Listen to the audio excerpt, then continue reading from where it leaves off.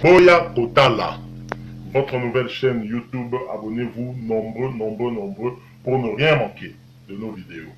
Merci. À la présentation, votre humble serviteur Dilo. Lelo, tu es un sujet nini. Actualité est très brûlante na RDC, la République démocratique du Congo, na politique et RDC. Nera na Kinitolobaka. Mikolo et actualité est comme elengi. Actualité est comme très elengi. Félix Tshisekedi a commis attaquant des pointes. Félix Tshisekedi a commis kotia babu. Il y a un raté ma penalty, le roi la Marcel Tisserand, il y a raté ma penalty, le roi Babola, c'était Félix Tshisekedi comme mon quota. Donc, il y a un mot tout comme comprendre que Félix Tshisekedi Keba, on dirait pas hasard dans la stratégie tout autour naïe, oyo, baza, ou guider l'action naïe, moussou sans que tu y alors, pour aller tout le bien, boye bango tout à l'heure, quand on banda pour ça l'analyse, pour tout ça là. Boya Kota là, votre nouvelle chaîne, abonnez-vous nombreux, merci. Actualité et combien lengi na RDC ndenge tolobaki na introduction na biso. Alors sujet na biso ya lelo kombo nango ezali Freddy Matungulu. Je crois que kombo wana journée ya lelo tamboli mwa mingi na ba différents médias, donc ba télévision, na ba réseaux sociaux, kombo ya Freddy Matungulu tamboli mingi. Alors tomeka un peu pour retracer mon historique à Masolango pour comprendre pourquoi combat Freddy Matungulu est en Bolivie. Alors, la Banque africaine de développement, l'administrateur Bazalaka, mais l'administrateur Wano Bazalaka, Bazou représenté un certain nombre de pays. Soyez net biso total, les biso concernés, tous un administrateur mon quoi représentaka pays ébélé, on représentera notamment Cameroun, RDC, Congo-Brazza, Burundi, Tchad, donc on va représenter Bissonio surtout. Camerounais, Moronda Zaki na place, on va représenter notamment Bissou RDC na base. À ça, les 3 ans, 3 ans, Koki, si quoi, comment qui tourne, il y a RDC, il y a Copé, ça peut administrateur, on va représenter kaka RDC, mais on va représenter ensemble, il y a pas pays, on dit qu'on la bino. Si quoi, Félix, si c'est qu'il y a des singles qui ont proposé, administrateur Nini, il y a RDC, Oyo, à représenter. À représenter pardon pays où surtout y compris République démocratique du Congo. Alors soit il y a Félix Tshisekedi et Kamisi Batou. Mais peut-être que pour les experts, pour bateaux qui sont avisés, Kamwe peut-être été. Félix Tshisekedi au lieu à Ponamoto, Nakati, il y a majorité où ils ont constitué la FCC Tonakash. Curieusement, Félix Tshisekedi a accueilli Kopona Mutunakati il y a opposition. Félix akei kopona mutu na kati ya lamuka pe n'importe qui te na kata lamuka ngo. Aponi moko ya ba leader ya lamuka na kombo ya Freddy Matungulu. Alors question auto zali komituna. Est-ce que choix au Félix Tshisekedi ya sali? Est-ce que zali choix il y a raison? Toi zali choix moko guidé par but moko mususu? Est-ce que zali choix il y a débauchage? Félix Tshisekedi Alingi a débauché Nakati à Lamuka pour que affaiblir Lamuka. Donc Félix Tshisekedi a poni des experts moto aza à même ya ko représenter Bamboka wana surtout donc ba intérêt ya Bamboka wana surtout plus encore intérêt de la République démocratique du Congo. Alors chose curieuse les sous yemoko peut le concerner Freddy Matungulu andimi proposition on a pu accueillir même plus loin. Après si merci na son excellence Félix Tshisekedi. Alors le Lokowana est créé Tolé et créé Makelele Makasi, Batouazu Yango, Nabandenge Ebele. Quelles conséquences soit au Félix Tshisekedi à Sali Yango et Freddy Matungulu pour la survie y a plateforme Lamuka. Boya Kotala, votre chaîne YouTube, abonnez-vous nombreux.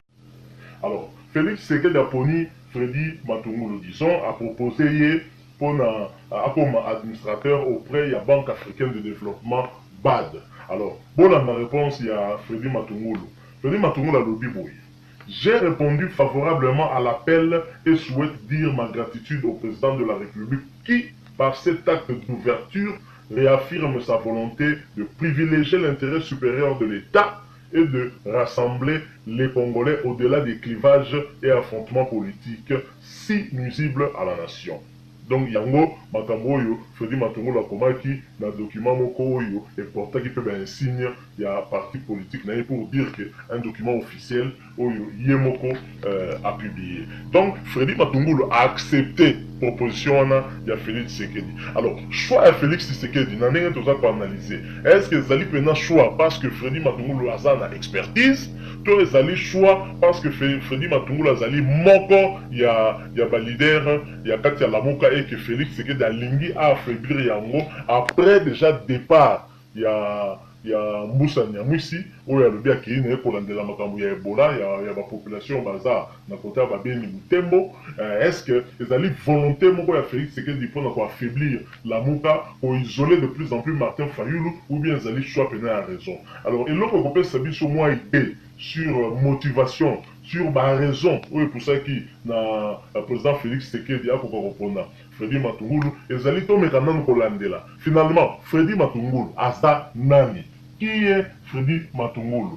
Alors, Freddy Matungulu, c'est un homme politique congolais, mais un brillant économiste aussi. Freddy Matungulu, c'est quelqu'un à Botami, le 4 janvier 1955, dans Lubembo, dans la province de Bandundu, d'où il est d'ailleurs originaire père. Et donc, Freddy Matungulu, après, au salaba ba classe naïe où il y a tangaki donc il dépend la détail sur ma classe naïe mais pour nous permettre de comprendre un peu profil de Freddy Matungulu donc au là que en juillet 1992 Freddy Matungulu intègre le Fonds monétaire international FMI dans Washington aux États-Unis en tant qu'économiste. Donc on a déjà côté où il y a Zalaki na FMI a intégré FMI pour les États-Unis en tant qu'économiste. Et en 1998, Freddy Matungulu se voit confier le poste de représentant résident du FMI au Cameroun où il supervise à la grande satisfaction des autorités de ce pays l'exécution d'un programme de réforme économique débuté en 1996 qui permettra au Cameroun de bénéficier d'un important allègement de sa dette extérieure au titre de l'initiative en faveur des pays pauvres, très endettés, donc PPTE. Donc, au moment que le fait qu'à travailler qui na FMI, surtout tali bien, dans le domaine où il y a ma banque, dans le domaine où on a économie, Freddy Matungulu effectivement a une expertise, à ça une institution internationale bien connue, donc à une expertise, il est à même de pouvoir porter ma responsabilité au WANAP, au même intérêt de la République démocratique du Congo en compagnie d'autres nations sœurs auprès de la BAD, Banque africaine de développement. Donc de ce point de vue, soit il y a Félix Tshisekedi, les alliés soit moko malamu, les a soit moko yamabete, Félix Tshisekedi a poni vraiment un expert. Voilà sur tout du point de vue expertise.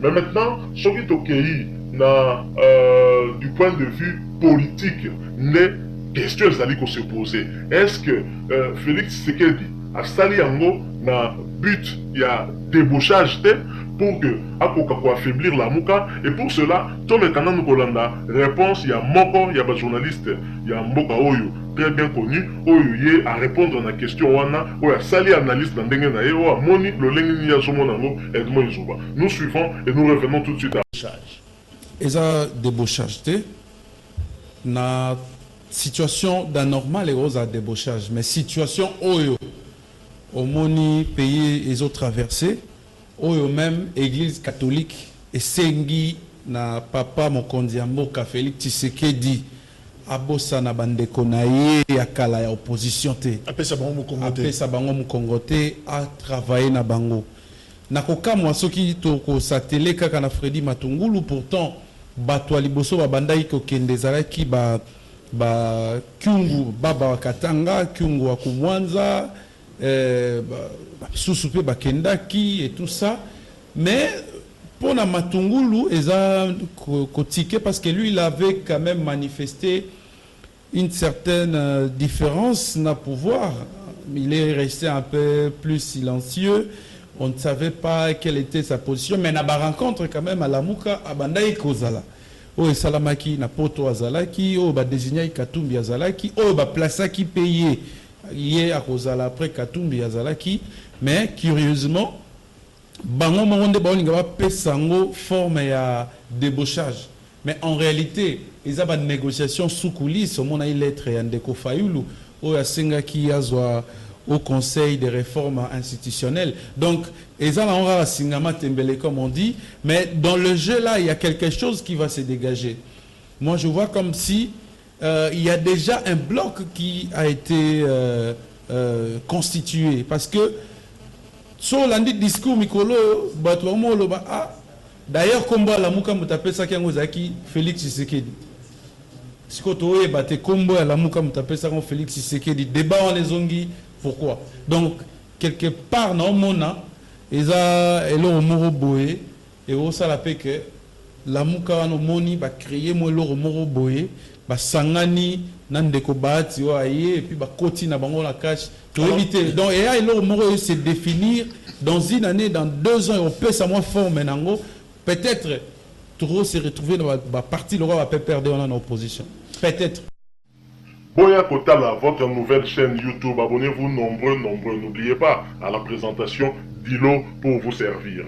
Alors, Bouti Kolanda, Edmond Izuba, analyse naïe, Aouti Kosala, Onaye, à Monique Kopona, Freddy Matungulu, comme administrateur Nabad, ezali débauchage de la part il y a Félix Tshisekedi ezali Chouamoko Oyo ezali normal. D'ailleurs il y a accueilli beaucoup plus loin pour la kolobaki pona ye la muka kututuke kolobate ka la muka eza ko exister les sous la muka et si et poufaki nango déjà tout ça comme on a que leadership il y a la muka mené par Moïse Katumbi et ça même leadership mené par Martin Fayulu. Wana ezali point de vue il y a Edmond Izuba. Alors, pendant que Kotala Yango, bon, c'est vrai, Freddy Matungulu a zappé expert dans le domaine Wana, mais est-ce que Félix Tshisekedi des Alaïka calcule mon côté expertise, les Alaïka peut mon calcul côté affaiblissement. Il y a la mouka qu'on se le dise, le choix de Freddy Matungulu affaiblit la Mouka. Pourquoi? Parce que la Mouka va décider face à la présidence Moko tournante. Et Bandi na Moïse Katumbi durant 3 mois président, il y a la plateforme la Mouka. Après Moutou, comme par hasard Moutou et Sengeli a joué relais. Il y a présidence, il y a la Mouka après Moïse Katumbi, c'est Freddy Matungulu. Et voilà Freddy Matungulu qui est parti. Donc quelque part, les alipés, moi Mouké, Kobima, suspect. Mais tout ce qui ont été, personnellement, dans l'anda qui peut, journaliste John Lungila, où il y a sali analyse Moko, toujours en rapport na choix Freddy Matungulu. Je vous propose de suivre d'abord John Lungila, ensuite nous revenons pour analyser et voir si ce qu'a dit John Lungila est à tenir sur les alliés Nanzela. Boya Kota, là, votre nouvelle chaîne YouTube, abonnez-vous nombreux. Mais ici, moi je crois que ce qui est intention, il y a Papa Félix Ezali, il y a anéantir, affaiblir la Mouka, ça, ce n'est pas une bonne chose. Parce que dans ce pays, nous avons aussi besoin de l'opposition. Vous voyez quelqu'un comme Martin Fayulu, Azam Mouto, Azam a expérience, Mouka Makassi, il vous fera un bon ministre de l'Intérieur, Fayulu. Comme vous le voyez. Un ministre et un bon ministre aussi de l'économie, Martin Fayulu. Un bon ministre du commerce extérieur, Martin Fayulu. Donc, Azali, Naïnakati Fayulu, même un bon premier ministre, Martin Fayulu. Mais malheureusement, sur le plan politique, il se pose encore des problèmes pour que cette décision est à la prise. Mais dans la Mouka, il y a des compétences. Mais malheureusement, sur le plan politique, il y a des blocages aux autres permettre de faire recours à la compétence. Mais moi, je crois que nous avons l'expérience que nous avons, le peu d'expérience que nous avons. On dit signature, il y a moto. Et comme la valeur makasi, ceux qui ont incarné l'institution, surtout ceux qui ont incarné signature na yo et comme il y a moto ya makasi. Yo moko oza même jaloux na signature na yo. Okoki ko signer yango pona moto nyo sauté. Kasi soki mokonza mboka azwi ndingisa ya kozwa signature na ye. Atia lokasa pour que Papa Matungulu akende. Il faut aller au-delà des considérations politiques. Il faut voir, je suis tout à fait d'accord quand on lobby, Naïdopes c'est le peuple d'abord. Ici, moi, je suis convaincu que, en tout cas, et le peuple d'abord, et ça est coquille sami pour Matungulu. Parce que Matungulu, sur le plan politique, qu'est-ce qu'il peut apporter à l'Idopes? Rien du tout. Politiquement, Matungulu, même en termes de mobilisation, en termes de base. Matungulu, il a l'intelligence, il a la compétence. Vous comprenez? Congo Nabiso, ce n'est pas un parti politique de masse, c'est un parti de cadres, en commençant par lui-même le président, il y a Congo Nabiso Matungulu. Cela veut dire que le chef de l'État, tant on va porter choix Naïso Matungulu, il faut aller au-delà des questions politiques parce que Matungulu ne peut même pas mobiliser 100 personnes pour Félix. Il ne peut pas. Politiquement, il n'a rien à apporter à l'UDPS, encore moins à Félix. Mais sur le plan de compétences, le pays peut se servir. Parce que ce qui Matungulu a sali malam, et qu'on a la fierté en Mbokate. Et qu'on a parmi acquis bilan positif, il y a Félix Tshisekedi. Et donc ici, il ne faut pas toujours porter des lunettes politiques pour analyser ou faire la lecture de la décision à Félix. Parce que, il y a autre chose que ça par là, Félix a une particularité propre. Ils ont différencié c'est à un moment donné, à un mois de dépassement de soi. Des fois, il sort, on a l'impression qu'il sort deux fois de lui ou de son environnement pour mieux décider. Et c'est ce qu'il a fait dans le cadre de l'Afrique. Merci beaucoup. Nous sommes de retour. Bolandi, John Lungila, analyse à Sali. John Lungila, tout le monde a ébi Kazali, journaliste proche de la FCC. Mais dans ce pays, l'analyse à Sali. Dans le sens que, normalement, chef de l'État aux Ali, au koki kaka ko nommé batute po bazali ya camp politique na yo. Mais ezali na ba poste mususu ko senga ke ko ka nommé mutu moko par rapport à expertise anango. Et ce qui expertise wana ezali na opposition, pourquoi pas qu'on proposer na mutu wana poste s'il est le mieux placé pour na ko pesa qu'on sera beaucoup plus performant et qu'on permettre na république à atteindre objectif nango dans le domaine moko songolo. Donc John Lungila Ponaye a estimé que soit il y a Freddy Matungulu les a soit moko touré kota lango quatre analyses sur la politique parce que Freddy Matungulu de toute façon sur le plan politique Azan n'a pas mon côté. Donc Freddy Matungulu a pour mobiliser à 100 batouté. Et donc de ce fait là, John Lungila a monté en quoi Freddy Matungulu serait utile na UDPS ou serait-il na Félix Tshisekedi pour qu'il y ait quelqu'un pour débaucher. Je partage quand même cette opinion, mais à 50%. Je crois que c'est vrai qu'individuellement, Freddy Matungulu ne pèse pas à la popularité, il y a un niveau à leader, il y a la Moukate, mais le fait pour le président Félix Tshisekedi Kolongola et extirper dans la Moukate au moment où c'est lui qui doit justement remplacer Moïse Katumbi à la présidence tournante, il y a plateforme la Mouka, et ça en Odente, Félix Tshisekedi, je crois qu'il y a aussi quelque part, moi, côté politique, Moko Boyena, action naïwana, na geste naïwana. Ayebi qui en faisant cela, ça affaiblit certainement la Mouka, il faut affaiblir Bango quand même parce que déjà, il y a une divergence ou mais on doit aussi se le dire, est-ce que déjà dans Koussou, il n'y avait pas rapprochement entre Freddy Matungulu et Félix Tshisekedi parce que Freddy Matungulu a qui sont très visibles était pour défendre la cause de la Mouka. D'ailleurs, personnellement, point de vue par rapport à la vérité des urnes, Moïse Katumbi Jean-Pierre Bemba, ils ont vraiment pour qu'il y ait un soutien à Martin Fayoulou, Bango, qui est plutôt dans le sens de l'opposition, mais Martin Fayoulou y est dans le sens de la radical dans la position, on a que non, c'est qu'il faut défendre le combat à la vérité des urnes. Mais le lot, avec départ à Moussa Niamouissi, avec départ à Freddy Matungulu, vraiment, plateforme la Mouka, et ça, tout droit vers extermination. D'ailleurs, mission Sotomoni retour, il y a Bemba, une fois qu'il y a qui a Matimba Mouka qui pour ça, pour commémorer 10 ans, il y a l'Iwa et Papa Naé. Et puis, il a entamé tourner dans le Grand Équateur parce qu'il y a nos fiefs naturels, il y a MLC pour redynamiser partie Naé. Ou les alliés en prévision de quoi te éviter. Certainement pas pour le leadership, il y a la Mouka. Boya Kota là, votre nouvelle chaîne YouTube. Abonnez-vous nombreux. Alors, merci beaucoup. Tout ça va évoluer.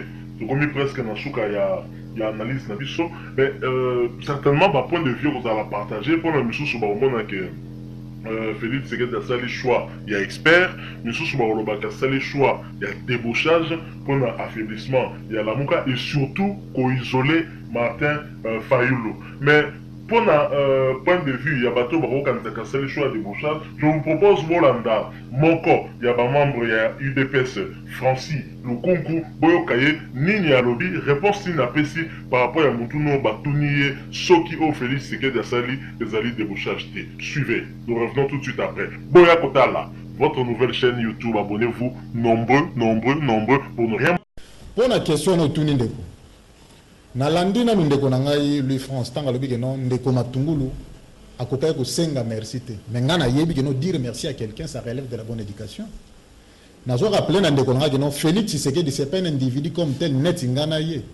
Félix Tshisekedi, c'est une institution, le président de la République. C'est cette institution qui est habilitée à routine d'accompagner la moto pour qu'elle ne siège parce que les ont qui Congo, ils ont un de Congo France de engagé à Congo dans Libanda. Même pour la signer va traiter Libanda. Ce qui t'attend mon Konzambo à au gouvernement de la République. Non, mais pour la Kaya Matungulu, c'est l'institution présidente qui a pris la décision. Donc, dès que merci, ils ont m'abêté. Et puis, Ndekolobi a répondu à la main tandis détecté aux Libunga. La main tandis, ils ont déjà annoncé depuis le 24 janvier. Ma papa na biso kingo ya kubanza baza bato liboso ba yambaki loboko wana ndeko na biso mbusa nyango ça moto ami balo yambaki ndeko matungo za moto ami ça toi attention les paniers circulent encore beaucoup à la surpris je vous le dis la mouka na lobaki yango baza na énergie suffisante surtout mais c'est Martin Fayulu pour faire face au pouvoir de Félix Tshisekedi pourquoi je le dis Tokendaga Genève na idée à changement va congolais ba pesi oh bon bon ça comme kimote mamabe or contexte nous allons le temps na contexte biso no stocha ba mayele pour que Congo kende liboso or to moni na mupanzo na bato ko la sa mauvaise foi mais na sengi na ndeko na biso Moïse Katumbi oh déjà ba na zane ouvert na sengi na ndeko Bemba oh lelo akomi ko ba ça la travail moko de zap moni ndeko Fayulu moi procuration ba pesa na ba élection à côté na ba fief bato bomoni Jean-Pierre Bemba tanga ye mbala moko tonga sisi makambo ya 10 ans ya liwa ya papa mbala moko bandi ko ça le travail des ZAP n'espace Grand Équateur pour na laver ba militant nyonso peuple nyonso la mopanzana ba longola bango virus à Martin Fayulu parce que Martin Fayulu maki dangereux pour na bango donc ba tuno so ba so s'exprimer à Bemba bon moi déjà Moïse Katumbi azo sala mona katanga bon moi ni musa na sala na Beni Bitomba je vous le dis s'il vous plaît depuis liwa ya papa Gizenga l'espace Grand Bandundu baza le son na grande liberté na mona ndoko na michara déjà bonne chance mais boyo bango banda lelo que papa na biso muzito pona ye azomoni que non ndenge bandeko na bazo benga na faut ba kabola leadership ya Bandundu donc cela veut dire mikolo ngolande ko fayela otika la orphelin politique otika la malheureux seul ndeko muzito ko kende puka merci Francis mais na répondre à question de technique parce que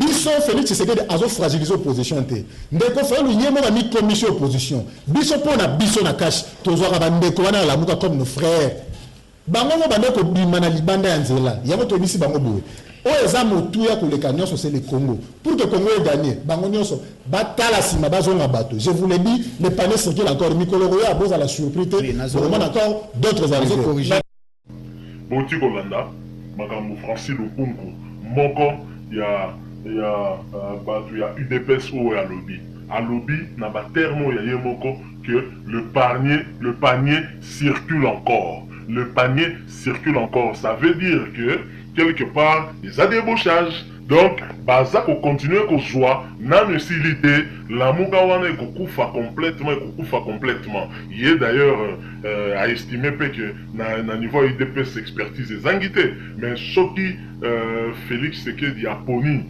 Freddy Matungulu, c'est parce que Félix Tshisekedi a tanda qui déjà mène à yé na ba congolais surtout au bazali capable de travailler pour l'amboka dont la Mouka, la main tendue refusée par Martin Fayulu. Mais voilà que l'élo Freddy Matungulu y a endiminé yango facilement. Donc pour naïe le panier circule encore et silité na ne silité donc lobby ne kola kisabiso nini et koleka les soumis politique il y a RDC ça terrible et la politique en général et comme on dit en politique il n'y a pas d'amis, en politique il n'y a que des intérêts.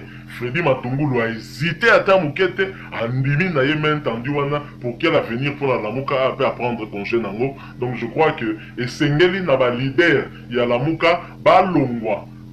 Balongwa la hypocrisie, ça le sous-semblant, vanda, ça l'évaluation sérieuse. y a plateforme wana la mukaba miloba na ba vérité pour que finalement toyeba direction nini bon ba koki kozwa pour modèle makambo ezokendele te ezokende kitoko te neti kaka la muka oyo kala te toyoka sango. Merci beaucoup de Bolandi Bisso et Belé. Nous espérons que moi, analyse tout ça par rapport à l'actualité brûlante et Bessibino et puis moi va aider sur politique en mode les arts qui endélé. Ce qui vous a un point de vue mon goût épais au CP là. Bon tiens va dans les commentaires tout échanger et ça va bien. À la présentation c'était votre humble serviteur Dilo. Merci beaucoup. Suivez-nous encore pour une prochaine vidéo, d'autres analyses et n'oubliez pas abonnez-vous nombreux.